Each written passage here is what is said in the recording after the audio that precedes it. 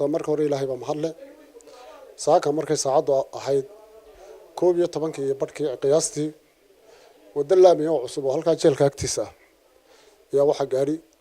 garanta ah oo nambarkiisu yahay 757 oo ku jiray ciidan ka tirsan ciidanka asluubta ee xabsiga dhexe magaalada Boorama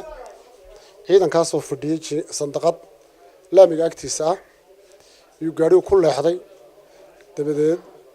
jingadii ay ku ijabeen adu ay fadhiyeen ay shaaha ka cabeen iyo galay gaarigii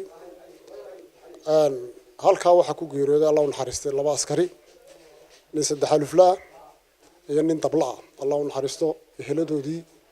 iyo dawladda waan uga tacsiinay musamiri ibaan Ilaahay ka siiyo laba askari oo kalena waxa gaaray dhaawac fudud oo sahlan waxa lagu daweynay dhakhtarka Boorama eedaysani gaariga wada iyo gaarigiina gacanta ayaanu ku haynaa